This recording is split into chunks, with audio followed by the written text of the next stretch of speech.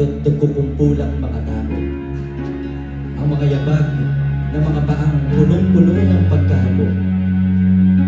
Narito ako sa gilid ng kalsada ng Jerusalem, saksi sa isang tagpong hindi kayang burahin ng dilim. Ang sabi nila, ito ang Via Dolorosa, ang daan ng dusa, ang daan ng mga isinumpa.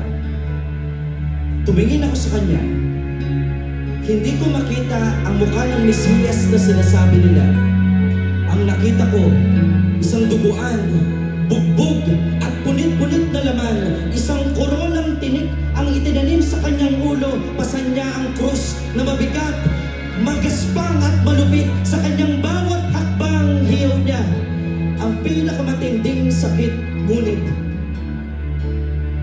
habang minamasdan ko siya, may kakaiba akong nadama.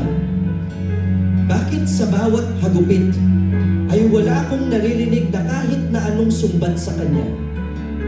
Bakit sa bawat pagkatapa niya sa maalikabok na lupa, pasan niya ang buong bigat ng ating mga kasalanan? Hindi lang yan isang kahoy na pinatigas ng panahon. Pasan niya ang aking nakaraan, ang iyong ngayon, at ang ating kinabukasan sa Via Dolorosa. Hindi na siya naglalakad patungong Kalbaryo. Siya ay naglalakad patungo sa puso ng bawat tao. Ang bawat latay sa kanyang mga katawan, yan ang kabayaran sa ating mga kasalanan, maging sa ating mga karamdaman.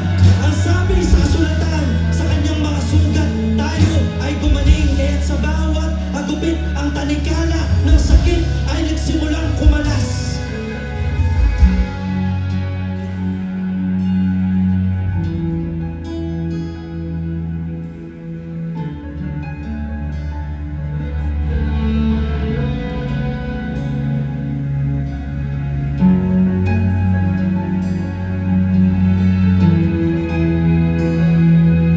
Kaya't sa bawat hagupit, ang tanikala ng sakit ay nagsimulang kumalas. Ang kanyang mga sugat sa katawan ng patotoo na may pag-asa sa gitna ng dusa. Ang kanyang mga pilat ang siyang lunas sa ating mga luha. Pagdating sa burol, itinaas ang krus sa pagitan ng langit at ng lupa. Doon nagtagpo ang pag-ibig at ang hustisya. Namatay siya. Ibinuhos ng sinasabi nilang hari ng mga Hudyo ang kanyang huling hininga. Nayanig ang lupa, nahati ang tabing sa templo. Akala ng mundo tapos na, akala ng kaliliman sila ang nagwagi. Ngunit doon sa krus, ang kapangyarihan ng kasalanan ay tuluyang nagapi. Ang kanyang kamatayan ay hindi pagkatalo. Ito ay restorasyon.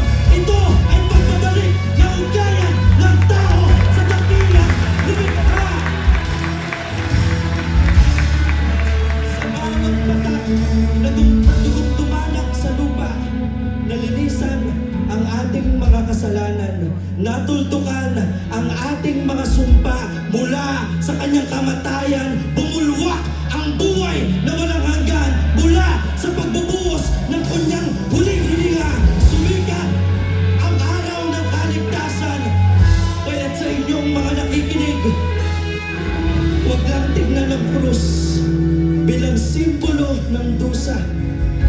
Tignan ito bilang tulay patungo sa ating bagong umaga. May kagalingan sa kanyang mga sugat, may kalayaan sa kanyang banal na dugo, at may kaligtasan sa kanyang huling hiningang ibinuhos.